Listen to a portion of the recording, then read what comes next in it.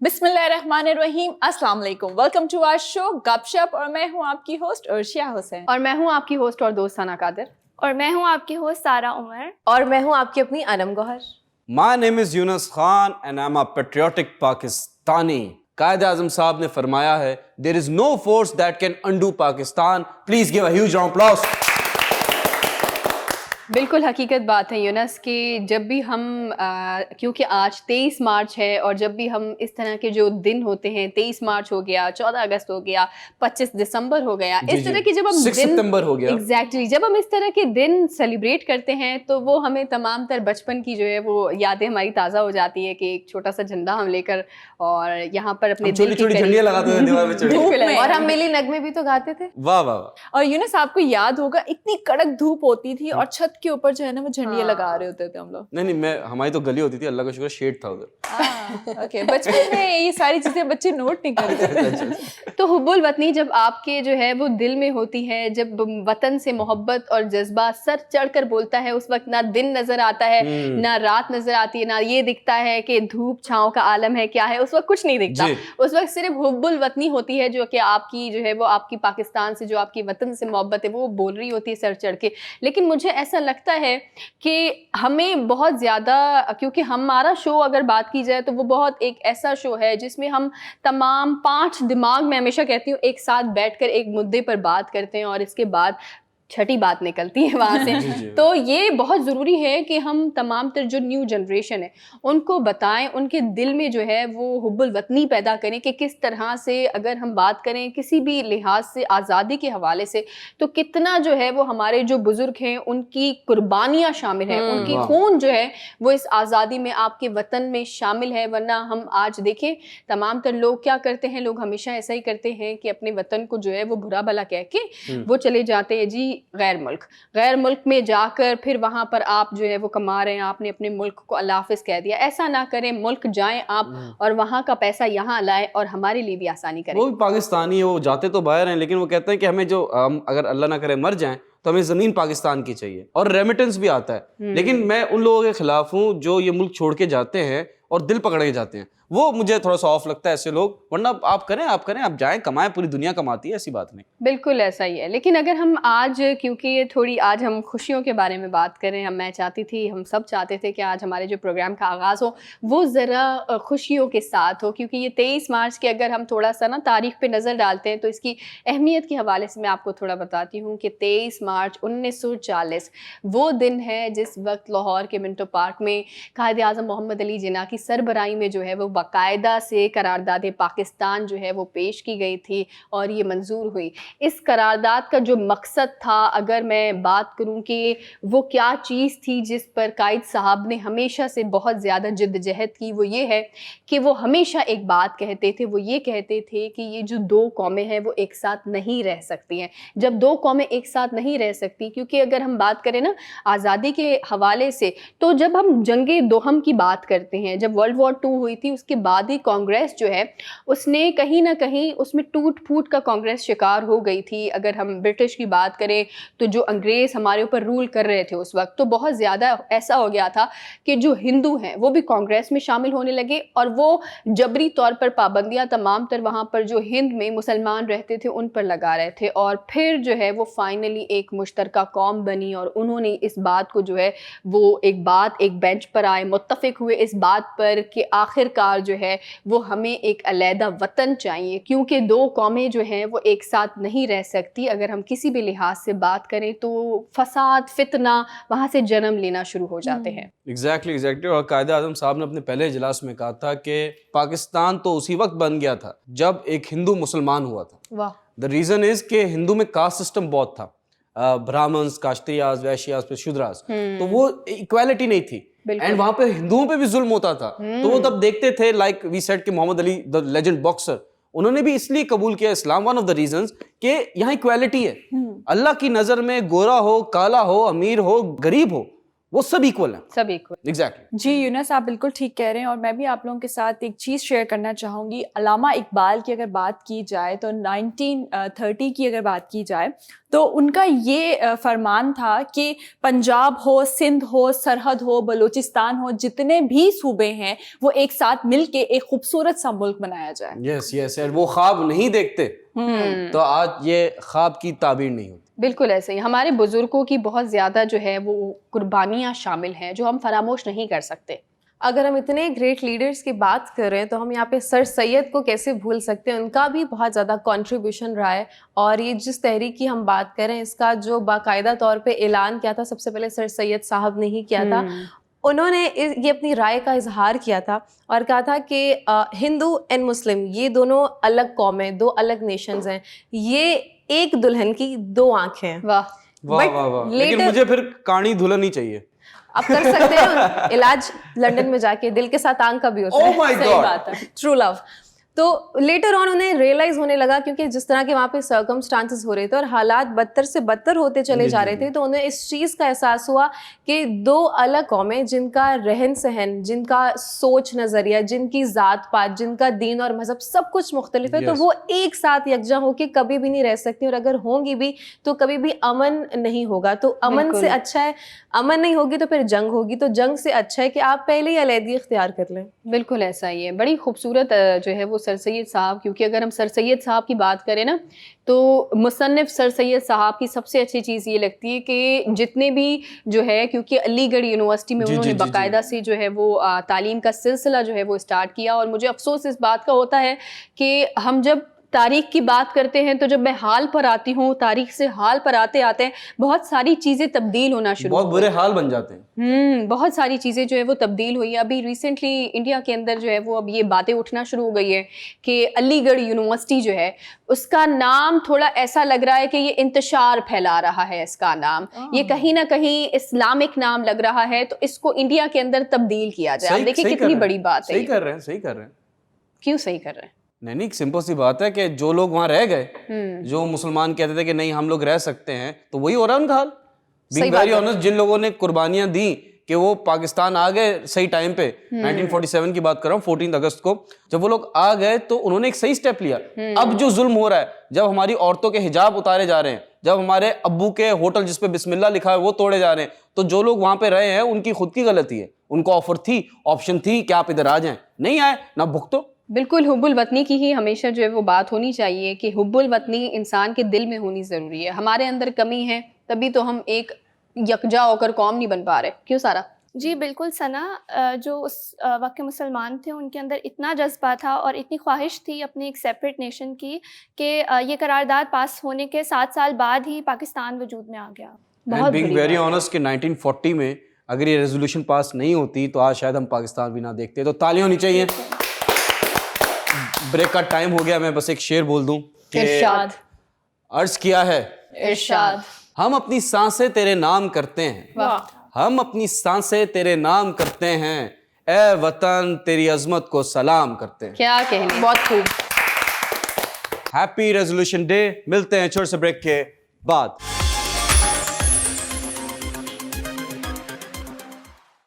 Welcome back ladies and gentleman. बहुत गर्मी हो रही है और मैं कराची की बात नहीं कर रहा, कराची में तो होती है गर्मी, मैं बात कर रहा हूँ टीके की। यस, इंजेक्शन की। नहीं, टीका। अनम प्लीज बताएं टीके में क्यों गर्मी हो रही है? तो let me tell all of you कि एंटार्क्टिका में हुआ क्या कि temperature all of a sudden raise हो गए अबव 70 डिग्रीज, और वहाँ पे जो रहने वाली स्पीशीज हैं वो इस वक्त बहुत ही ज़्यादा सफ़र कर रही हैं। लेकिन इसके पीछे बहुत सारी वजूहात हो सकती है, लेकिन एक्चुअल रीज़न क्या है उसके बारे में भी कुछ कहा नहीं जा सकता, बिकॉज इस पर जो साइंसदान हैं वो कर रहे हैं रिसर्च। अगर कोई चीज़ सामने आएगी तो हम वो भी आपके साथ शेयर करेंगे। लेकिन ये क्यों हो रहा है यूनस, आप बताएं।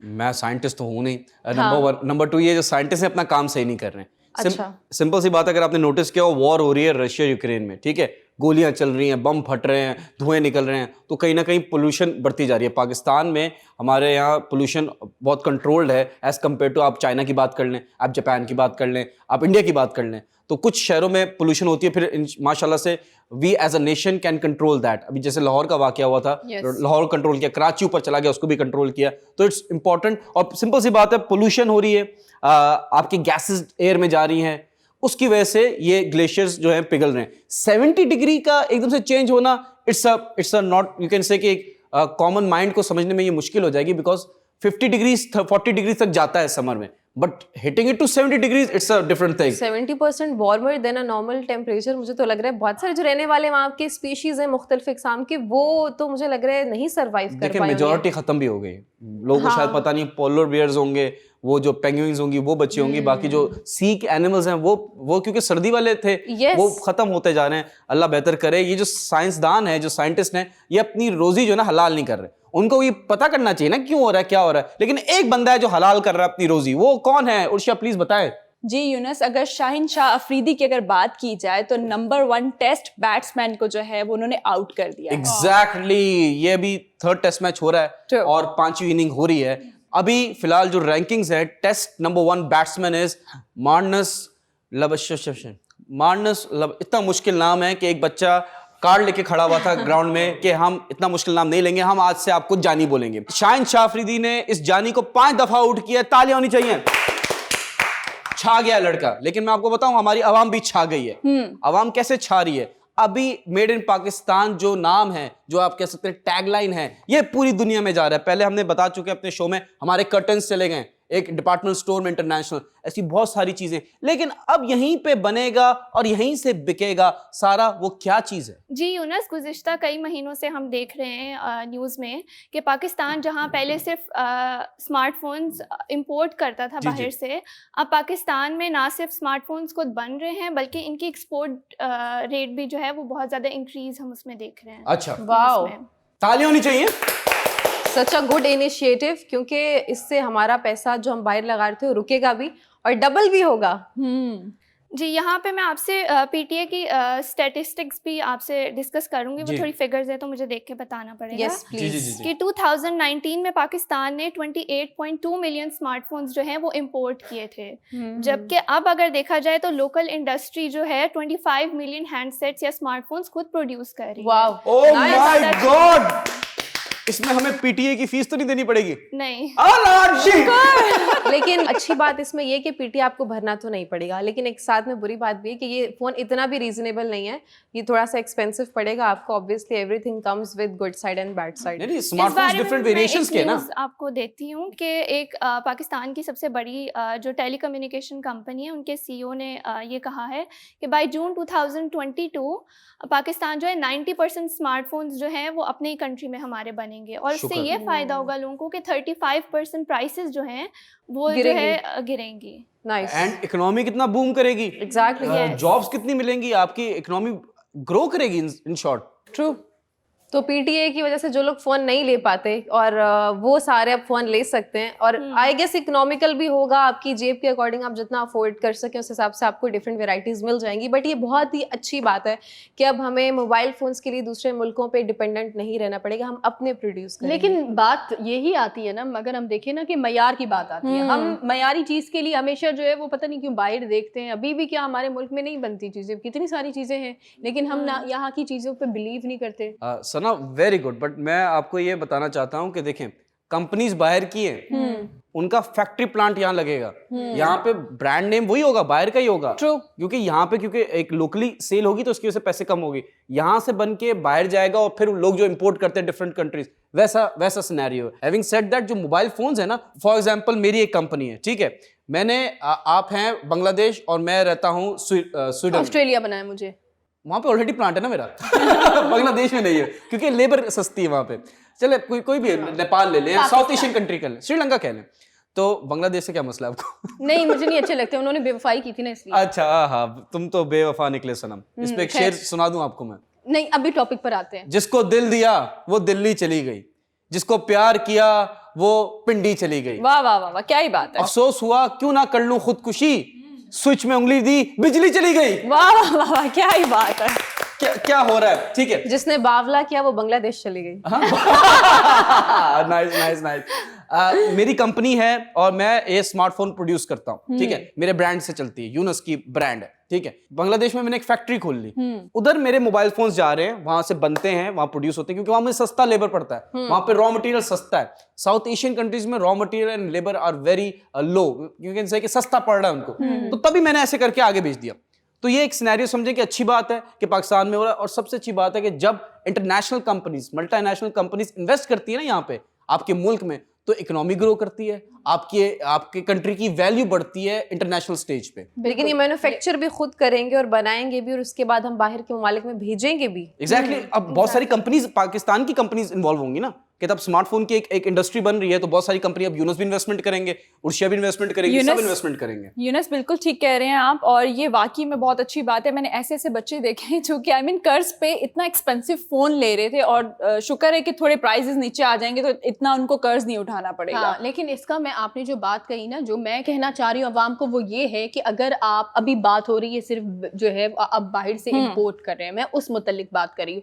जैसे हमारे पाकिस्तान के अंदर अगर हम मोबाइल फ़ोन, कितने सारे मोबाइल फ़ोन हैं मेड इन पाकिस्तान के नाम से, कुछ यहाँ पर गिनी चुनी कंपनीज हैं जो अभी बना रही है, लेकिन हम उसका मयार ख़राब होने की वजह से, हमें ऐसा लगता है कि बैरून मुल्क में ज़्यादा मयारी चीज़ें बनती हैं, उसको हम ज़्यादा प्रेफर करते हैं। लेकिन अब जो सिनेरियो है वो ये है कि हमें उसमें ज़्यादा टैक्स देना पड़ रहा है। जी जी जी, आप समझ रहे हैं? तो मैं इसकी बात, इसी तरह गाड़ियों पर भी यही चीज़ आती है। अगर हम हर चीज़ खुद बनाना शुरू कर दें, हमारा जो टैक्स, हमें ऐसा लगता है कि टैक्स का बोझ हमारे कंधों पर है, तो वो आधा हो जाएगा। सबसे बड़ी चीज़ ही ये है ना कि वज़ीर आज़म इमरान खान की बात कर ले आप। वज़ीर आज़म इमरान खान ने अपनी तकरीर के अंदर ये साफ़ और वाज़े कहा था कि अगर हमें पाकिस्तान की जो हमारी एक मईशत है उससे लेकर जाना है ना, आप समझ रहे हैं, अगर हमें जीडीपी ग्रो करनी है, सबसे पहला काम हमें ये करना पड़ेगा कि हमें हर चीज़ खुद बनानी पड़ेगी, हर चीज़, ताकि वक्त लगेगा। हाँ, वक्त लगेगा, लेकिन देखिए नामुमकिन नहीं है ना चीज़ें। हम अगर जब ये इरादा बना लेते तो समझे हमने आधा काम तो हमारे मुल्क के पास बहुत सारी चीज़ों में तो टेक्नोलॉजी ही नहीं है। अगर हम कार की बात करें तो कार मैन्युफैक्चरिंग तो मैं नहीं दिखती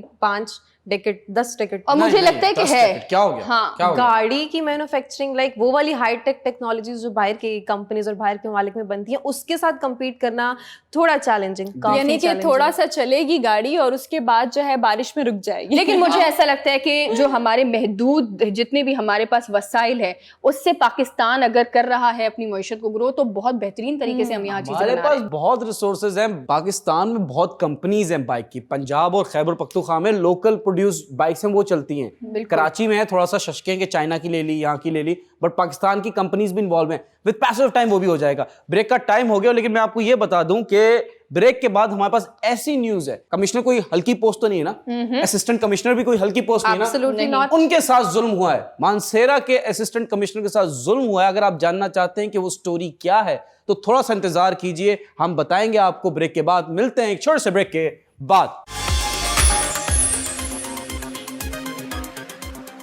वेलकम बैक। तो असिस्टेंट कमिश्नर मारवी मलिक शेर, जिनका ताल्लुक मानसेरा से, उनकी वहाँ पे अभी हाल ही पोस्टिंग हुई है, लेकिन उनकी इस पोस्टिंग को लेके वहाँ के जो चंद लोग हैं, मैं चंद मर्द हजरात की बात करूँ, उन्होंने बहुत ही नीच, बहुत ही ओछी, बहुत ही घटिया हरकत की है। वो अपनी गाड़ी में जा रही थी, उनकी गाड़ी को ब्लॉक किया और उनके साथ उनको गाड़ी से बाहर निकाला और उसको, उस पूरे हादसे को उन्होंने फिल्म किया, और उसके बाद काफ़ी हद तक उनको इंजरीज भी आई हैं। लेकिन मुझे बहुत ही ज़्यादा अफसोस हो रहा है और हम इस वाक़े की मजम्मत करते हैं तहे दिल से, क्योंकि उनको इस चीज़ को देख के बहुत ही ज़्यादा बुरा लग रहा है, जलन हो रही है, इस चीज़ को एक्सेप्ट नहीं कर पा रहे कि एक औरत आके उनके एरिया में रूल कर रही है और वो वहाँ पे एज एन असिस्टेंट कमिश्नर अपनी सर्विसेज फराहम कर रही हैं, जो कि अच्छी बात है। वो अपने आप को वो कहते हैं ना, बिला किसी खौफ और डर के आप अपनी ज़िंदगी को रिस्क में डाल के, नोइंग द फैक्ट कि यहाँ की सोसाइटी कैसी है और यहाँ के मर्दों की सोच कैसी है और माशरे के जो वाहियात से नॉर्म्स हैं उनके साथ भी आप नहीं लड़ सकते। बहुत ही अफसरदा न्यूज़ है और मुझे बहुत ज़्यादा दुख हुआ ये न्यूज़ सुन के कि उनके साथ जो भी गलत एक्टिविटी करने की कोशिश की है, खैर अभी वो लीगल उन पर एक्शन लिया गया है और वो भी अंडर इन्वेस्टिगेशन है। जाहिर सी बात है। देखिए, ये बहुत दिलसोज वाक़या है। जब भी आप अगर देखिए, अगर एक खातून ओहदे पर फाइज हैं, आप अपनी काबिलियत दिखाएं ना। आप जलन हसद क्यों रख रहे हैं औरतों से? आपके अंदर जो काबिलियत है, आप उस काबिलियत को दिखाकर उसके बाद ही आप उस ओहदे पर फाइज हो सकते हैं। हर कोई अपनी ज़िंदगी के अंदर एक पूरी जो है वो हम सभी एक जद्दोजहद करके फिर एक मकाम पर हम पहुँचते हैं। तो आप लोगों ने खुद देखना है इस चीज़ को। इसमें ये देखना कि लड़की वहां तक क्यों पहुंच गई या मैं क्यों नहीं पहुंच सका उस मकाम तक, ये सिर्फ और सिर्फ सोच कर आप अपने अंदर को, अपनी ही सोच, अपने अंदर की जो आपका ज़मीर है उससे आप गंदा कर रहे हैं, यहाँ भी वहाँ भी। बिल्कुल ठीक कह रही हैं आप सना। और ये जो जंग है ना, ये औरत और मर्द की नहीं है, ये है जंग इंसानियत की। अगर आपके अंदर क्या बात है। इंसानियत है तो आप कभी भी किसी भी चीज़ से हसद नहीं कर सकते, मुझे ऐसा लगता है। बिल्कुल। आपको तो अल्लाह ताला का शुक्र अदा करना चाहिए कि आपके पास 2 वक्त की रोटी, या आप चल फिर रहे हैं, मतलब अल्लाह ताला ने आपको दूसरा दिन दिखाया है, रात बेशक। दिखाई है, तो आपको तो अल्लाह ताला का शुक्र अदा करना चाहिए, ना कि लोगों से आप जो है वो हसद करें। जी बिल्कुल, ये बहुत अफसोसनाक ख़बर है और मेरे ख्याल में तो कोई पर्सनल ग्रजेस भी हो सकते हैं, तो इसको डीपली इन्वेस्टिगेट करना चाहिए और सख्त से सख्त सज़ा देनी चाहिए। बिल्कुल देखें, ऐसा ही। कोई भी रीजन हो, बड़ा मर्द बना फिरता है, औरत पे हाथ उठाता है, तुम मर्द ही नहीं है। Being very honest, personal grudge हो, पॉलिटिकल एंगल हो, या मर्द और औरत की जंग हो, ये बनता नहीं है।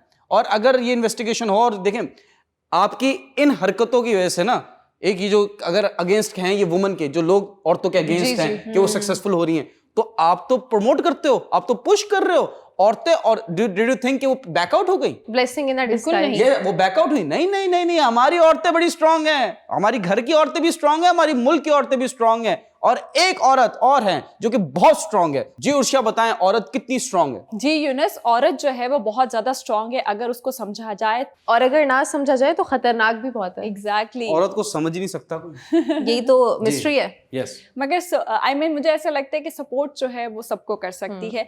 एमा आलम की अगर बात की जाए तो उन्होंने जो है रीडिंग कंपटीशन में उन्होंने विन किया है। वर्ल्ड स्पीड रीडिंग चैंपियनशिप था, फाइनल्स जीती हैं और गोल्ड मेडल जीती हैं, एंड तालियां होनी चाहिए सिर्फ इन खातून के लिए नहीं, एमा आलम के लिए नहीं, हमारी जो एसी हैं, असिस्टेंट कमिश्नर हैं मारिया, उनके लिए तालियां होनी चाहिए। इस मुल्क की हर औरत के लिए तालियां होनी चाहिए। We are very strong. और मैं ये कह रहा हूं, मर्द ऐसे हैं तो मैं औरत हूं भाई। We are strong, you can't do anything about it. ठीक है, मैं आपको बताऊं कि लोग अगेंस्ट भी है, सिर्फ मर्द और औरत की जंग नहीं है, यहाँ पे मजहब की जंग है, एग्जैक्टली नजरिए की जंग है। नजरिए की जो जंग है। लेकिन मैं मजहब की बात कर रहा हूं। मुसलमान, जो कश्मीरी मुसलमानों पे जुल्म हुआ वो तो कुछ भी नहीं है, जो हिंदू पंडितों पे हुआ है वहां पे, अल्लाह माफ करे। मैं जब भी बात करता हूं कि कितना जुल्म हो रहा है कश्मीर में हिंदू पंडितों के साथ, मेरे दिल से आंसू निकलते हैं, और ये इधर तक आते नहीं क्योंकि यहीं तक दब जाते हैं, बिकॉज़ वो नकली आंसू हैं, वो एलिगेटर टीयर्स हैं, वो क्रोकोडाइल मगरमच्छ वाले आंसू हैं। और ये जो मगरमच्छ वाले आंसू हैं ये न्यूजीलैंड तक पहुंचे, तस्वे बाहर हैं ये इंडियंस। अब क्या किया इन इंडियंस ने?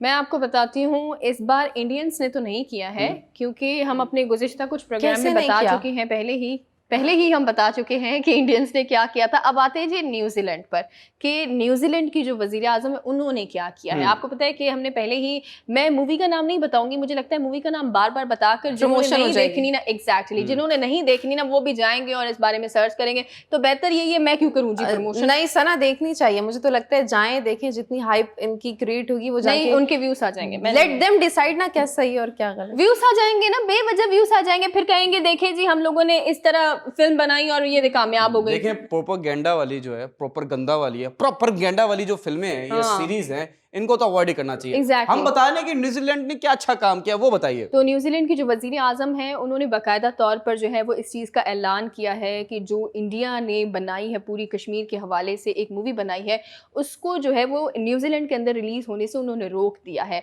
सबसे पहले तो उन्होंने एक कमीशन बनाया था जो लुक आफ्टर करे कि ये ठीक है, इस पर क्या चीज़ें दिखाई जा रही है। फिर उन्होंने एज लिमिट सेट की, कोई 16 साल जी, से जी, ज़ायद लोग जो है उम्र के लोग इसे देख सकते हैं। लेकिन फिर भी जब देखा गया कि इस पे बहुत ज़्यादा जो है वो इस तरह की सूरत हाल दिखाई जा रही है जो कि इंसानियत के ख़िलाफ़ है, तो फिर फाइनली न्यूजीलैंड के वज़ीर आज़म ने जो है वो ये ऐलान किया कि हम न्यूजीलैंड के अंदर इस फिल्म को, इस मूवी को रिलीज़ नहीं करेंगे। वाह वाह, और वो एक खातून है, उनके लिए तालियां। और औरतें हल्की नहीं आ रही। एंड बीइंग वेरी ऑनेस्ट बता दूं मैं आपको, न्यूजीलैंड ने बोला है हटा भाई, नहीं चाहिए ये बकवास, और इस्लामी फोबिया के अगेंस्ट है वो। And that is the reason. वो जो न्यूजीलैंड में, अगर आपको याद हो, एक वाकया हुआ था जी जी बिल्कुल, may God bless their soul, जिनकी वहां पे जाने गई, तो ये बहुत अच्छा स्टेप है। और तभी इंडियंस कह रहे हैं यानी इस्लामी फोबिया ना करो यूनाइटेड नेशन में, रिलीजन फोबिया कर दो। अबे चलो यहाँ से, ये मैंने बोल दिया डायरेक्ट, मोदी साहब को सुन रहा है, ठीक है। मैं आपको बताऊं कि वो हम पे जुल्म करते हैं, प्रोपेगेंडा कर रहे हैं, कश्मीरियों को गलत दिखा रहे हैं, मुसलमानों को वहां पे। लेकिन हम क्या कर रहे हैं? हम ब्रेक ले रहे हैं। ब्रेक से पहले मैं आपको अनम ये बता दूं कि ये लोग हमारे साथ नाइंसाफी करते हैं, लेकिन आप ये देखें कि पाकिस्तानियों के जो दिल हैं कितने बड़े हैं। ना कि सिर्फ हमारा दिल, हमारे अज़्म, हमारे हौसले सब बहुत ही बुलंद और पुख्ता हैं। नरम दिल है हमारा। अभी मैं आपको बता दूं कि इंडिया ये कर रहा है तो पाकिस्तानियों ने क्या किया है। जब भी हमसे मदद मांगते हैं हम कहते हैं चलो बेटा ये लो मदद, अगर कुछ चाहिए हम कर देते हैं। हम अच्छे लोग हैं, बीइंग वेरी ऑनेस्ट हम बहुत अच्छे लोग हैं। हमने क्या किया है सारा बताइए। जी बिल्कुल, एक निजी एयरलाइन की फ़्लाइट जो है न्यू दिल्ली से दोहा जा रही थी और उसमें एक टेक्निकल फॉल्ट की वजह से बहुत ज़्यादा स्मोक हो गई थी एयरप्लेन के कार्गो में, तो उसकी वजह से जिन्ना इंटरनेशनल एयरपोर्ट पे एमरजेंसी लैंडिंग करनी पड़ी। बहुत बड़ा फॉल्ट हो गया था इसलिए हमने अलाउ किया कि करें, लेकिन अल्लाह ना करे कभी हमारे साथ ऐसा सीन होता तो क्या वो हमारी मदद करते? Not at all. देखें यही फ़र्क है आप में और हम में। लेकिन एक वीडियो भी वायरल हुई है पीटीआई की, जी, पीपल्स पार्टी की और नून लीग की। लेकिन ये जो वीडियो अगर आप देखना चाहते हैं ये वायरल हुई है सिर्फ इस स्टूडियो में, बिकॉज ये बहुत ही खुफिया वीडियो है। अगर आप देखना चाहते हैं ये तीनों आपस में क्या कर रहे हैं, PTI, PPP and Noon league, तो थोड़ा सा इंतजार कीजिए, दिखाएंगे आपको एक छोटे से ब्रेक के बाद। वेलकम बैक नाजरीन। आई एम स्केर्ड ऑफ, क्योंकि मैं आज एक बहुत बड़ा राज फाश करने वाला हूँ। ये जो वीडियो है मैं चला तो दूँ चैनल पे, उसके बाद शायद मुझे आप शायद ना देखें, because I don't take any responsibility. मैं गायब हो जाऊँ रातों रात, अल्लाह ना करे। अल्लाह ना करे, but Pakistan comes first. I am not scared from anyone except Allah. तो दिल पे हाथ रख के अल्लाह का नाम लेके मैं आपको पीटीआई, पीपल्स पार्टी और नून लीग की एक वीडियो दिखाने वाला हूं, तो प्लीज ये देखें।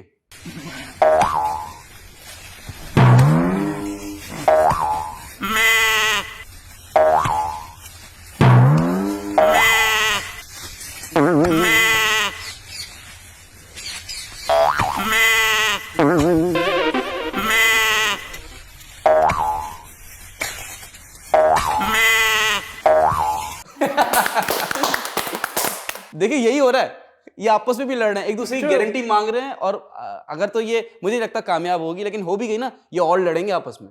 देखिए सियासत है यूनस, आप क्यों भूल रहे हैं? भूल जाता हूं। ये अगर माजी में देखा जाए तब भी ये इसी तरह लड़ते थे, हमेशा इसी तरह। जब इतना कोई टकरार होती है ना तो वहां पर कोई भी ना हल नहीं निकल कर आता। और मुझे तो ऐसा लगता है यूनस, ये एक और राज की बात है। मुझे ऐसा लगता है ये तहरीक अदम एतमाद जो हो रही है ना, इन्होंने जो मिठाइयाँ खा ली है ना अभी, वो सारी दोबारा निकलनी है। अच्छा, ये बहुत ही एक साइंटिफिक प्रोसीजर था, इस तक पहुंचने के लिए हमें थोड़ा टाइम लगेगा, बट बिफोर दैट अनंत के पास भी एक वीडियो। लेकिन मेडिसिन वगैरह भी अगर रख लेना तो ये बहुत ज्यादा आसानी हो जाएगी तमाम लोग। अभी देखिए पीडीएम थोड़ी सी ठंडी हुई है, ठीक है, गर्मी बढ़ रही है लेकिन पीडीएम थोड़ी सी ठंडी हुई है। हाँ, क्यों? 25 तक 2 दिन का है। 25 तक क्यों ठंडी हुई है और ऐसा क्या हो रहा है जो बहुत इंपॉर्टेंट है पाकिस्तान के लिए, पूरी दुनिया के मुसलमानों के लिए? प्लीज सना बताइए।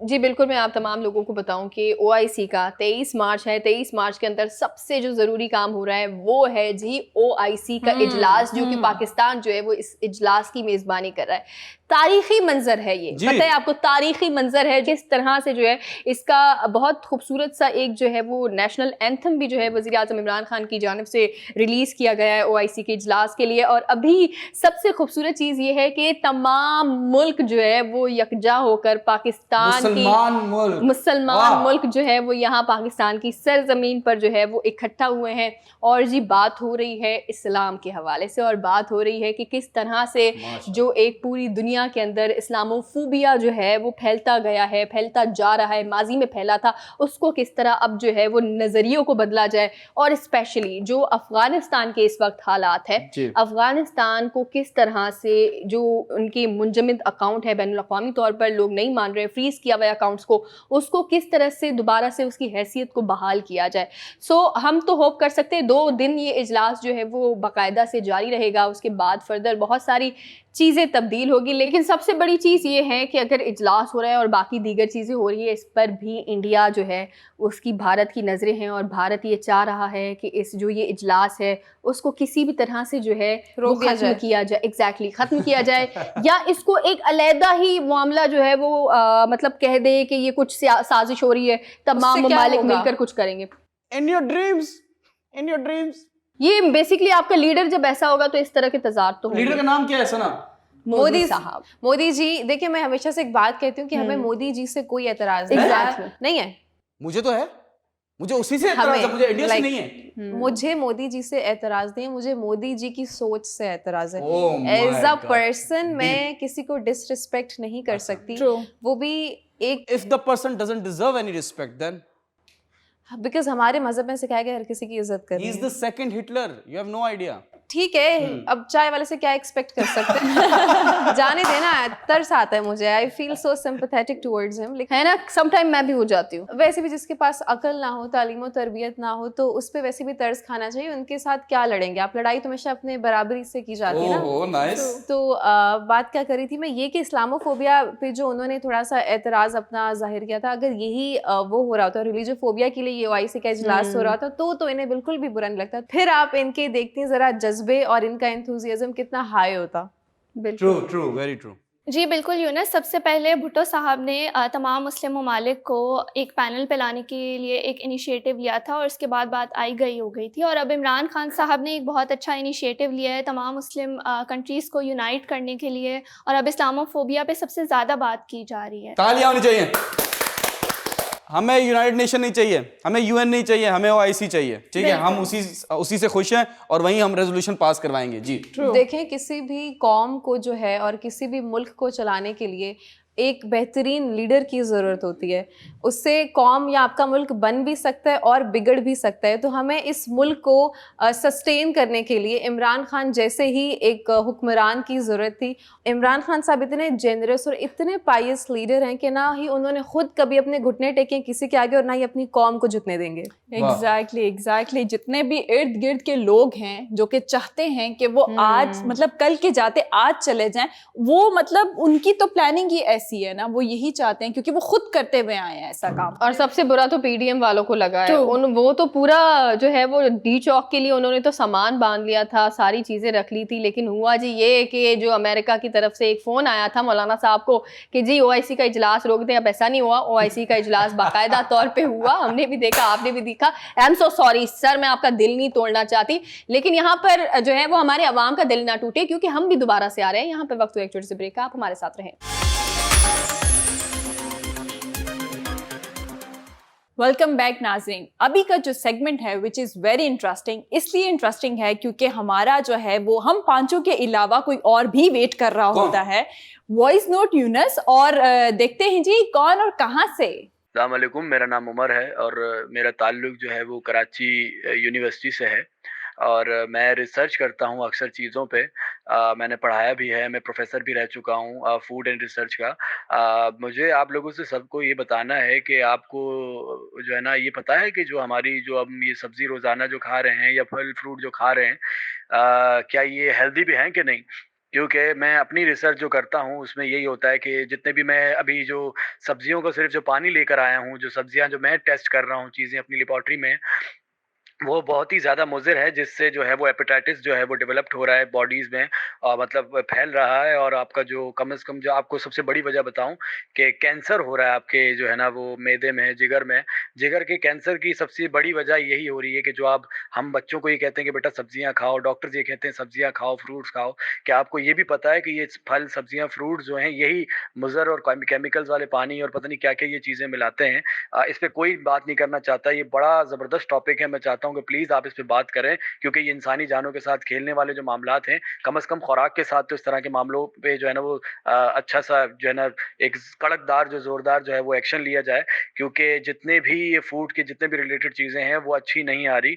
प्लीज़ लोगों को अवेयर करें कि अगर करना है तो जाके जो जितनी भी आपकी मलिर मंडी जाके देखें, वहाँ पे जो ज़मीनें लगी हुई हैं वहाँ की क्या हालत है, वो किस तरह सब्जियाँ प्रोड्यूस हो रही हैं। प्लीज़ ज़रा इस पर बात कीजिएगा। शुक्रिया भाई, ये वाकई इस वाले टॉपिक को तो ज़ेरे बहस लाना ही चाहिए, because nobody is ready to accept the reality. और हमें पता है, लेकिन हम अपनी आंखें बंद करके रखते हैं। अगर तो हम अपनी आंखों से उस पट्टी को, उस बैंडेज को उतार भी दें, तो हमें ये पता है कि हम कुछ कर नहीं सकते, उस तल हकीकत को हम बदल नहीं सकते। और गट्स चाहिए एक माशरे में एक चीज़ को तब्दीली लाने के लिए। घबराना नहीं है, इमरान खान साहब ने कहा है, लेकिन कुछ चीज़ें ऐसी कि उस पर घबराना जायज़ हो जाता है। अब मैं बात करूँ, फार्मिंग हमारे यहाँ पे अच्छी नहीं है, हमारे पास हाई टेक ऐसी चीज़ें नहीं है, हमारे पास मॉडर्न इक्विपमेंट नहीं है, हमारे यहाँ पे जो चीज़ों को ग्रो किया जाता है उनके अंदर जो प्रोडक्ट्स यूज़ किए जाते हैं वो बिल्कुल ऑर्गेनिक से हट के अनऑर्गेनिक हमारा सारा सिस्टम हो चुका है। तो वहाँ से जो चीज़ प्रोड्यूस हो रही है वो हमारे लिए कितनी हेल्दी होगी, उसमें कोई ज़ीरो परसेंटेज का बेनिफिट मिलेगा हमें अगर हम वो जो आप बात करें, जिस तरीके का आपको सब्जी फल या जो भी आपको चाहिए खुराक, हम क्यों कहते हैं आपने, तो अक्सर आपने बुजुर्गों से ये बात सुनी होगी कि भाई आप जो अभी हम कुछ नहीं करते थक जाते हैं, और अगर इतना हम खाते भी तो लगता नहीं, हमारी सेहत बिल्कुल ख़राब है।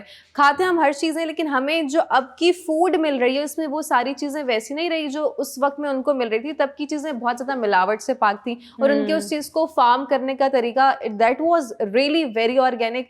और अब जो चीज़ें हैं वो बहुत, क्या कहना चाहिए उसको, वो आर्टिफिशियल तरीके से प्रोड्यूस की जा रही है, तो उसके अंदर की जो असल क्या कहा जाता है, ग़िज़ाइयत जी, वो ख़त्म हो जाती है। जो हमारी बॉडी को फ़ायदा पहुंचाने वाली चीज़ है, आप उसको ख़त्म करके एक चीज़ को आप फेक एंड आर्टिफिशियली तरीके से जल्दी प्रोड्यूस कर रहे हैं सिर्फ अपना बिजनेस ग्रो करने के लिए, तो वो चीज़ हमारे लिए तो किसी फ़ायदे की रहेगी नहीं। लेकिन अब सर्वाइव भी करना है, तो कहीं ना कहीं हम उस चीज़ के साथ आदी हो चुके हैं, हम ज़िंदगी गुजार रहे हैं, लेकिन हमें उस तरीके से फ़ायदा नहीं हो रहा जिस तरीके से होना चाहिए, और होगा भी नहीं, क्योंकि वो सिस्टम को चेंज करने के लिए बहुत बड़े लेवल का ये गेम है जो हम तो नहीं कर सकते। एज एन इंडिविजुअल हम सिर्फ और सिर्फ अपनी आवाज़ ही बुलंद कर सकते हैं, और हमने आवाज़ उठाई है, हम इस मुहिम को उठाते हैं। आप भी आइए, इसमें हमारा साथ दीजिए। बिल्कुल बिल्कुल, आप सही कह रही हैं। और मुझे तो सबसे ज़्यादा बुरा ये लगता है, सब्जियों को भी नहीं छोड़ा आप लोगों ने।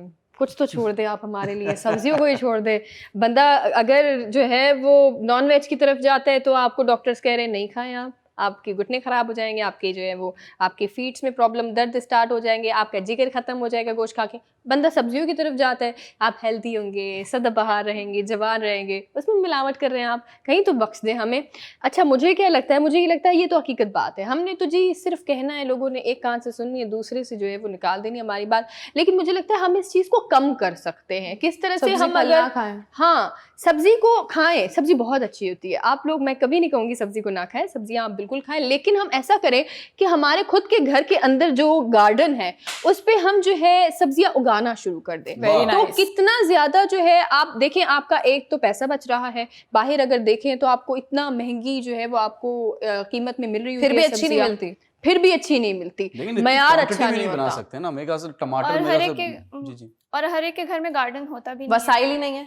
नहीं, लेकिन आप इंडोर प्लांट्स लग सकते हैं, ऐसा नहीं कि नहीं लग सकते, लेकिन वो क्वांटिटी बहुत कम, लिमिटेड हो जाएंगे ना। 2 टमाटर मिलेंगे आपको 2 महीने बाद, 6 महीने बाद, आपको फायदा क्या उस टमाटर। लेकिन अगर हम एक ना यूनिस जगह बना दे कहीं पर, और देखें, इससे सबसे अच्छी चीज तो ये कि आप अगर दरख्त लगा रहे हैं ना, आप अगर ग्रीनरी कर रहे हैं, तो इससे आपके घर का जो माहौल है, आपके आसपास का जो माहौल है वो भी सही रहता है। सना, हमारे मुल्क में कितनी ज्यादा पॉवर्टी है, लोग ये नहीं कर पाएंगे, मेजॉरिटी तबका।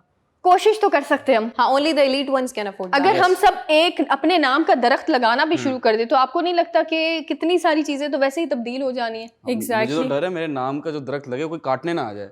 नहीं, यहाँ पे दुश्मन भी बहुत है ना।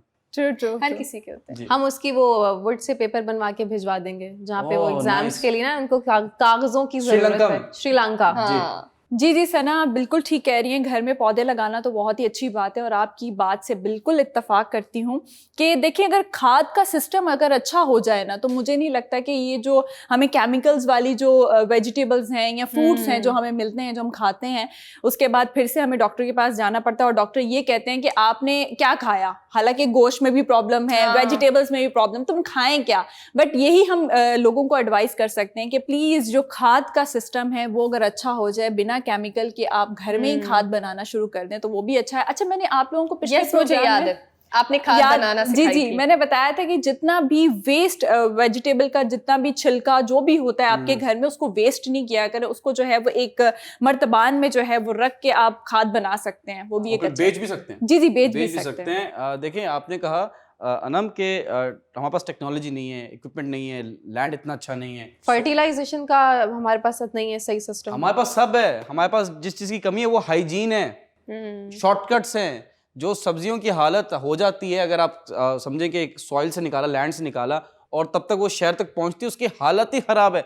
आप सबके गाँव होंगे, आपके वालिदैन के गाँव होंगे, आप जाते होंगे, ठीक है, आपने नोटिस किया होगा वहाँ का जो खाना है वहाँ की जो सब्जी है, वाह वाह वाह वाह, मजा आ गया, मजा आ गया। बिल्कुल ऐसा ही। खाया है ना आप लोगों ने? जी जी ये अकेले मुझे मजे आ रहे हैं। नहीं नहीं, सही कह रहा हूँ। ठीक है, क्योंकि वो देसी है। और क्या होता है कि पहला अगर फॉर एग्जांपल कटता है, कल्टीवेट होता है, फॉर एग्जांपल कोई फ्रूट है या फूड है या वेजिटेबल है, तो जो अच्छी वाली है ना वो लोग अपने लिए भी रखते हैं, अपने लिए रखते ठीक हैं, है। हाँ। फिर जो बाकी है वो बेच देते हैं। ब्रेक का टाइम हो गया। मैं बस ये बता दूं कि इस मुल्क में मेरे पास सोल्यूशन है।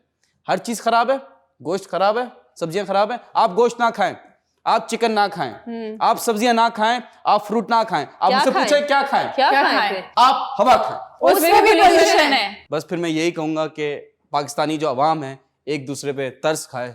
और ब्रेक का टाइम हो गया है, इस दौरान हम एक दूसरे पे तरस खाएं, आप लोग कुछ खाएं और वापस आएं। मिलते हैं छोटे से ब्रेक के बाद। वेलकम बैक नाज़रीन। आज मैं बात करूंगी पाकिस्तानी क्रिकेट लेजेंड्स की, जो कि कभी हिस्ट्री में नाम ही नहीं आता या उनके कभी कोई बात ही नहीं करता, बट पीसीबी ने जावेद मियांदाद को हॉल ऑफ फेम का हिस्सा बना दिया है। तो तालियां होनी चाहिए पहले जी, ये बहुत बड़ी बात है, क्योंकि आपको पता है कि जितने भी लेजेंड्स गुजरे हैं और उनका कभी नाम ही नहीं आता, आई मीन कोई नाम ही नहीं लेता, बट पीसीबी को फाइनली जो है वो ख्याल आ गया है कि जितने भी लेजेंड्स हैं उनको जो है घर बैठे जो है उनको क्या कहते हैं कि एजाज़ मिलना चाहिए, उनको अप्रिशिएट करना चाहिए। तो ये बहुत अच्छी बात है कि घर बैठे जो है वो आपको एजाज़ मिल रहा है, यानी कि आपको रिस्पेक्ट मिल रही है। अच्छा, मैं आप लोगों को बता देती हूँ कि chief executive hall of fame के जो फैसल हुसैन हैं, उन्होंने स्पेसिफिकली उनको जो है वो घर आकर ये चीज़ें उनको दी हैं, उनको ये रिस्पेक्ट दी Exactly. है, एजाज दिया है। एग्जैक्टली। हॉल ऑफ फेम की अगर बात की जाए तो वसीम अकरम, फजल महमूद और जहीर अब्बास को भी जो है वो एजाज मिला है। तालियां होनी चाहिए। मैं जावेद मियांदाद साहब की जी। क्विकली कहानी बता दूं। एक लेग स्पिनर था, इंडिया का टेस्ट मैच हो रहा था और पाकिस्तान के किसी शहर में होगा, बहुत पुरानी बात है। जावेद मियांदाद बैटिंग कर रहे थे, स्पिनर आए तो जावेद मियांदाद साहब रुका और स्पिनर से जाके पूछते हैं तेरा रूम नंबर क्या है, ठीक है। अब उन्होंने अपने अंदाज में पूछा होगा ऑब्वियसली। 1 ओवर हुआ, 2 ओवर हुए, 5 ओवर, बार बार जावेद मियांदाद रोके और फिर बोले तेरा रूम नंबर क्या है। तो वो सुनील गावस्कर के पास गए और उन्होंने कहा कि ये बार बार मुझे जावेद मियांदाद पूछ रहे हैं कि तेरा रूम नंबर क्या है। तो बोलते तू बता दे मेरा रूम नंबर क्या है, क्योंकि होटल जो था ना सामने ही था ग्राउंड के। तो उन्होंने बॉल कराई तो जावेद मियांदाद ने फिर रोका। वो स्पिनर के पास गए, उन्होंने कहा तेरा रूम नंबर क्या है। उसने बोल दिया 302। तो आप पूछ क्यों रहे हैं? जावेद मियांदाद साहब ने कहा वहीं फेंकूंगा बॉल। तो he was a full of इनकी अदा है entertainment ये, and that is the reason कि he is one of the most successful batsmen of Pakistan. Exactly अगर जावेद मियांदाद की अगर बात की जाए तो बहुत ही ज़्यादा सिंसियर थे अपने क्रिकेट के साथ, और जब भी मैदान में उतरते थे तो उनका सिर्फ एक ही मुद्दा होता था कि मुझे मुल्क को सिर्फ अच्छा से अच्छा जो है वो सर्व करना है। तो ये बहुत बड़ी बात है। कम क्रिकेटर्स होते हैं, करियर तबाह कर दिया। एक बंदे का Exactly. आखिरी बॉल पे छक्का मार के, do you know that? Chetan Sharma था, if I am not wrong with the name of the bowler, उसका करियर खत्म।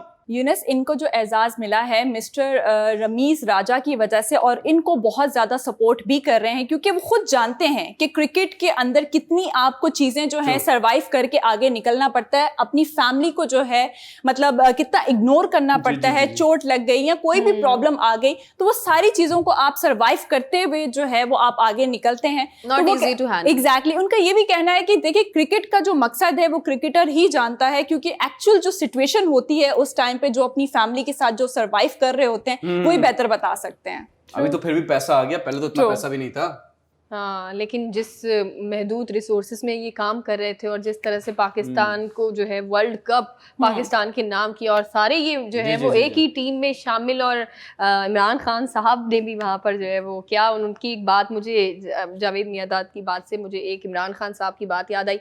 उन्होंने बड़ी खूबसूरत बात कही। उन्होंने कहा कि मैं हमेशा से ही जब हमारी टीम को ऐसा लगता था कि हम जीत नहीं पाएंगे ना, तो हमेशा वो कहते थे, आगे से जावेद मियांदाद हो गए, वसीम अकरम साहब हो जी, गए, जी। आगे से ये कहते थे कि अगर हम एयरपोर्ट पर गए तो वहाँ पर जो है जितने भी पाकिस्तानी हैं वो बड़े अफसरदा जो है वो खड़े हुए होंगे और हमें अंडे टमाटर मार रहे होंगे अगर हम हार गए वर्ल्ड कप।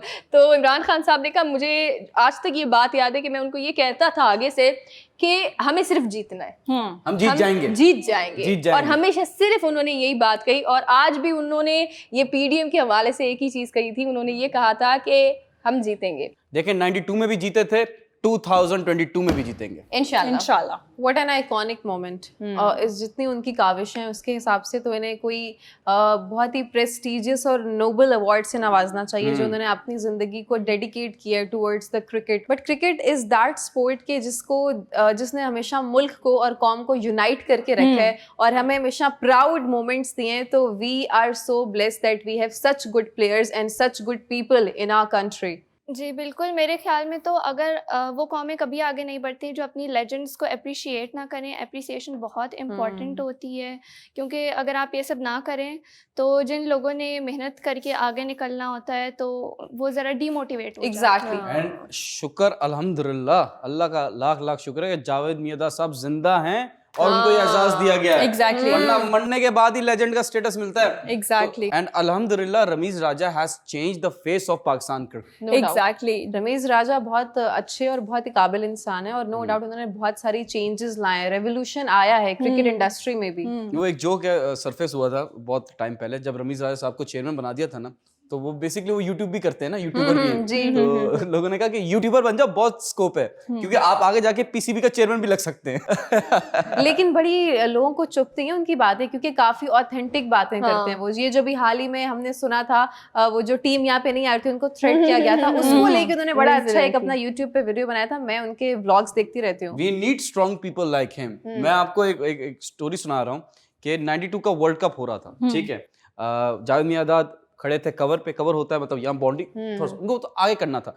तो जावेद मियांदाद तो इमरान खान साहब ने आवाज की, ओ मियां साहब, तो मियांदाद साहब ने कहा क्या होता है, ओ सॉरी मियांदाद थोड़ा आगे हो जाओ। Very funny. लेकिन मुझे पता है सबसे अच्छी चीज़ ये लगती है कि एज अ पाकिस्तानी होने के नाते मैंने देखा है कि हम अपने जितने भी हमारी वो शख्सियत जो कि काबिल तारीफ है उनको हम सराहते हैं। ऐसा नहीं किया कि अगर वो कभी जो है वो मैच हार कर भी आ गए या ऐसा कुछ, ये बात तो उनको है। कभी भी ट्रोल जो है वो इस तरह से नहीं किया जितना अगर आप पड़ोसी मुल्क पर नजर डालें या कहीं भी आप नजर डालें तो वहां पर जो है वो किया जाता है, किस तरह से शख्सियत के साथ इतना बुरा हाल किया। अच्छा, आप मुझे जल्दी से Exactly. बता दें कि मियांदाद में और मियां साहब में क्या फर्क है? ओए होए, Ask them first. क्या फर्क है मियांदाद और मियां साहब में? यू जमीन आसमान का यू फर्क है।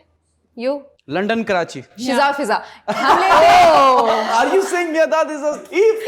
Not thief. जैसे शिजा और फिजा में एक मिस्टीरियस कंफ्यूजन थी और लोग उस चीज को पकड़ नहीं पाते, तो ये एक वैसा मैं डिफरेंस बता दूं, हाँ बता दें। लेकिन बताऊंगा ब्रेक के बाद। Welcome back from the break. जी यूनुस साहब क्या बताना चाह रहे थे कि शिजा और फिजा को हम कैसे डिफरेंशिएट शिजा फिजा करेंगे? क्या? मियांदाद और मियां साहब को हम कैसे डिफरेंशिएट करेंगे? सिंपल सिंपल एक लाइन में बता रहा हूं, मियांदाद ने अवाम के दिल चोरी किए हैं और मियां साहब ने पैसे चोरी किए हैं। बस इतना सा ही फर्क है अगर आप समझे तो। लेकिन यहाँ पे मुझे लगता है हमारे पास दस्ती फैक्ट्स का सेगमेंट मौजूद है और हम बगैर वक्त को ज़ाया किए चलते हैं अपने सेगमेंट की जानिब, क्योंकि इसके बाद हमारे पास आज बहुत खूबसूरत सी सस्ती सी रिडल और खूबसूरत सी पोइट्री भी है। तो let's just not waste the time and move towards our segment which is सस्ती रिडल, सॉरी व्हिच इज मुझे हार्ट अटैक आ जाएगा, please correct the name. Let me do it again, which is दस्ती fact. Yes, पहला fact कौन पेश कर रहा है? मैं पेश नहीं, आप पेश करें। मैं पेश कर रहा हूं। ये तस्वीर आप अपनी टेलीविजन स्क्रीन पे देख रहे हैं। Myth and fact. हमें लगता है कि एक जो वेल है, जो आप कह सकते हैं ब्लू वेल, जो सबसे बड़ी वेल होती है ऑलमोस्ट, वो एक होल कार स्वेलो कर सकती है, ठीक है? Really? ये मिथ है ना, ये तो मिथ है ना, हाँ ये मिथ है। But the fact is, the truth is, the blue whale can only swallow the size of a grep fruit. Grep fruit के आगे उसका नहीं चल रहा। वो कह रही है हमें उल्टी हो जाएगी, मेरी चोकिंग हो जाएगी। अब ये तो नहीं पता ब्लू वेल को किसने क्या खिलाया, ये किसी में हिम्मत नहीं है, but I am passing the fact to Sana. Thank you Yunus. अच्छा, मेरे पास जो फैक्ट है वो ये है कि अगर जो लोग जो है वो बहुत ज़्यादा सी हरकत करते हैं, प्लीज़ आप ये ना किया करें। अगर आपको छींक आती है तो आप जो है उसे रोका ना करें, क्योंकि अगर आप इसे रोकने की कोशिश करते हैं तो आपके दिमाग की और गर्दन की जो नस है वो फट सकती है। आप समझ रहे हैं? तो ये बहुत ज़्यादा खतरनाक है, You can प्लीज़ die. ना करें। Please pass the ball to Anam. Thank you so much Sana Qadir ji. जो मेरा फैक्ट है वो ये है कि let me read this out. In Poland Bicycle paths glow at night which are charged by the sun. तो जो पोलैंड है वहाँ पे रात में बाईसाइकिल अगर आप चलाते हैं तो साइकिलिंग करने के लिए जो कि दिन में रोड चार्ज होती है सूरज की शुआओं से और वो रात में चमकती है, ग्लो करती है. How wonderful is that? Please pass the ball. Passing the shine too. Thank you so much, Anam. Wearing headphones for just an hour could increase the bacteria in your air by 700 times. वाह वाह वाह, we didn't know that. Please pass the ball. Over to you, Urshia. Thank you. जो मेरा fact है वो ये है कि अगर आपको पिंक लिप्स चाहिए, आपको यानी कि जो आई मीन कुछ लोग जो होते हैं पिंक लिप्स पे जो ब्लैक हेड्स आ जाते हैं. नो ब्लैक हेड्स नहीं है यूनिस. मैं ये फैक्ट बता रही हूँ, अच्छा, लोगों के काम आएगा. ठीक है, तो ठीक मैं है. ये चाहती हूँ कि लोगों के काम आए कि कुछ लोग स्मोक करते हैं तब भी ब्लैक हो जाते हैं. उससे आपको छुटकारा पाने के लिए जो है वो मैं एक फैक्ट लेकर आई हूँ. वो ये है, लेमन लेकर थोड़ी सी स्प्रिंकल करें चीनी और उसके साथ थोड़ा सा पेस्ट डालकर जो है वो आप डेली रब करेंगे तो आपके जो लिप्स हैं वो पिंक हो जाएंगे. Pink lips. लेकिन उर्शिया, जितना आपने टूथपेस्ट के हवाले से ये सारी टिप्स दिए ना, मुझे लगता है अब आप ना उसकी कीमत भी बढ़वाएंगी. कसम से. मुझे लग रहा है आपको मार्केटिंग के लिए वो हायर कर लेंगे, टूथपेस्ट की आप जितनी ज्यादा स्पॉन्सर कर रही हैं. मगर मुझे लगता है कि टूथपेस्ट जो है वो आपकी हेल्थ के लिए अच्छा है. अच्छा, ठीक है. Very good. प्लीज सब्जी पास. फल ना खाएं, टूथपेस्ट खाएं. नहीं खाना नहीं है, आप अपनी स्किन के लिए यूज कर सकते हैं. ठीक है. कर लें आप लोग, पहले कर लें. दस्ती फैक्ट्स का मकसद आप कत्ल कर रहे हैं, दस्ती होना चाहिए. प्लीज पास द दस्ती fact. Yes. Thank you so much Arshia. Okay, my fact is कि अगर आप समटाइम्स हम जाते हैं ग्रोसरी करते हैं, कोई भी शॉपिंग करते हैं तो हमें एक स्लिप मिलती है. तो उस पर्ची से कभी कभी होता है कि our moms keep on checking कि हम कितने पैसे लगा के आ रहे हैं, या किसी के हस्बैंड वाइफ सब में होता है. तो अगर आप उस चीज़ को लेके थोड़ा सा इनसिक्योर हैं तो आपको उस पर्ची पे क्या करना है, ये बहुत अच्छी एक चीप थ्रिल है कि आप उस पर सैनिटाइजर डाल के थोड़ा सा रब कर दें, वो जो भी उस पर लिखा है वो खत्म हो जाएगा, गायब, वैनिश. क्या बात होगा. और फिर मम्मा की जो फ्लाइंग चप्पल आनी है कि बिल कहाँ गया. तो आप भी मैट्रिक्स बन जाएं, यूं उसको वो करें. अच्छा, आयरन को भी अगर आप यूं करें ना तो उससे भी होता है ना आयरन. पता नहीं. हाँ, I did not try that. Welcome to लंबे फैक्ट्स. लंबे फैक्ट्स बताएंगे, दस्ती फैक्ट्स नहीं बताएंगे हम. Please pass the ball. Passing the ball to you. Alright. ये फोटो आप अपनी टेलीविजन स्क्रीन पे देख रहे हैं. ऐश्वर्या राय की फोटो इसलिए ताकि हम आपकी अटेंशन ग्रैब कर सकें. The fact is, Indian housewives hold 11% of the world goal. That is more reserves of US, IMF, Switzerland and Germany. 11% सिर्फ इंडियन औरतों के पास हैं. अब ये कहां से चोरी कर रही हैं या इनके शौहर लाके दे रहे हैं, ये समझ नहीं आ रहा. So I'm passing the goal to Sara. Thank you so much, Yunus. My fact is, hot water will turn into ice faster than cold water. Fact है. अच्छा. तो ये फैक्ट ही तो है. फैक्ट है. ये फैक्ट है. सच है. Please pass the ball.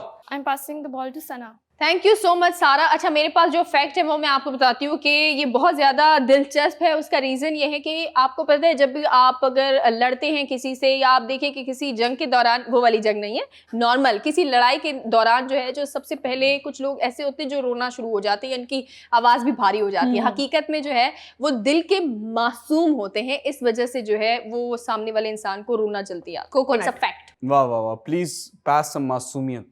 To Urshiya. Thank you. जो मेरा फैक्ट है वो ये है, अक्सर आप लोगों ने रात में देखा होगा जब आप लोग सोने के लिए जाते हैं तो डिम लाइट होती है येलो कलर की, राइट? Warm bulbs. या तो आप जो हैं अगर ऑरेंज कलर की डिम लाइट यूज करेंगे तो आपको बहुत जल्दी नींद आएगी बानिस्बत आपके जो येलो कलर के जो बल्ब होते हैं. स्ट्रेस भी कम होता है. स्ट्रेस भी कम होता है. एग्जैक्टली. मैं आज ही ये टिप अपनाऊंगी. ठीक है. दस्ती फैक्ट्स का टाइम खत्म होता है, सस्ती रिडल का टाइम शुरू होता है. आप लोगों से पूछा गया था, एक स्कूल में आग लगी है, एक हॉस्पिटल में आग लगी है और एक पुलिस स्टेशन में आग लगी है, तो एम्बुलेंस सबसे पहले आग कहां बुझाएगी? आंसर. आग नहीं बुझाती है. आगे नहीं बुझाती. एग्जैक्टली. नाइस. अब सबको पता था, ये करने का फायदा नहीं हो. इतने सारे मैसेज आए. And the winner is Musfira, और इनके लिए तालियां होनी चाहिए. और एक क्विकली कर दें क्योंकि यहाँ पे लिखा हुआ भी है कि ये जो खातून है या लड़की है या बच्ची है, इनका बर्थडे भी है. तो happy birthday to you. Alright. आप लोगों से रिडल पूछ रहा हूँ जी. कभी है लाल, कभी है काले, हजारों बार है देखे भाले. मुझे पता है ये क्या प्लीज है. आंसर. 10 9 8 7 6 5 4 3 2 भुट्टा. 1. भुट्टा. रॉन्ग जी. मिर्ची. बस हो गया, एक बार ही होता है जी. उर्शिया नो आइडिया. जी. मिर्ची. नो. ये मुझे पता है. करेला. ये कौन सा एक्सप्रेशन था? नहीं आ रहा जहन में. क्या है? I am so curious. The answer is कोयला. Okay, very nice. यस. और आप लोगों से रिडल पूछ रहा हूं. लाए थे हम हरी हरी बाद में देखा लाल परी। परी। जी जी, ये आवाम से सवाल है, जवाब देके खराब मत कीजिएगा। अगर आप इसका आंसर जानते हैं, इस नंबर पे कांटेक्ट कीजिए ना, अपना प्राइज लीजिए ना, हमें तस्वीर भेजिए ना। सस्ती रिडल का टाइम खत्म होता, पोएट्री का टाइम शुरू होता। A beautiful poetry by a beautiful host, yes Anam Gauhar. Thank you so much Younis. और मैं कुछ लाइंस पढ़ूंगी, आप सबकी नज़र करूंगी, तो मुलाहिजा फरमाइएगा। इरशाद। भूल जाता हूँ मिलने वालों को, वाह खुद से फिरता हूँ बेखबर कितना, वाह उसने आबाद की है तन्हाई, वाह वरना सुनसान था ये घर कितना, वाह वो मुझे याद करके सोता है, वाह उसको लगता है खुद से डर कितना, वाह आदतें सब बुरी हैं मोहसिन की, वाह आदतें सब बुरी हैं मोहसिन की, अच्छा लगता है वो मगर कितना। वाह वाह वाह वाह, छा गए लड़के, ब्यूटीफुल ब्यूटीफुल, बहुत very nice. Thank you so much guys, शुक्रिया एंड आदाब अर्ज़ है। यही हमारे शो का वक्त भी ख़त्म हो रहा है, हम लेंगे आपसे इजाज़त और मिलेंगे कल। बट उससे पहले before I and the show एक पॉजिटिव सा मैसेज दे दूं कि हैप्पी रेजोल्यूशन डे हमने आज मनाया है, अच्छी सी मोटिवेशनल स्पीच भी की है, आप लोगों को इनकरेज एंड इंस्पायर करने की कोशिश की, लेकिन इसके साथ साथ जो आप साल के एंड में रेजोल्यूशंस बनाते हैं वो किसी काम के नहीं रहते। सो एक ऐसा रेजोल्यूशन बनाएं जो आप अपनी ज़िंदगी में रोज़ाना अमल कर सके, क्योंकि every day is a new opportunity. So जब भी आप उठें अल्लाह का शुक्र अदा करें, and this is the best time to grow yourself. So invest the time in yourself. हमारा शो देखें, इससे अच्छी अच्छी नई नई बातें सीखें। So please grow yourself, groom yourself and take care of yourself. Allah हाफिज़। अल्लाह हाफ़िज़। Take care peeps.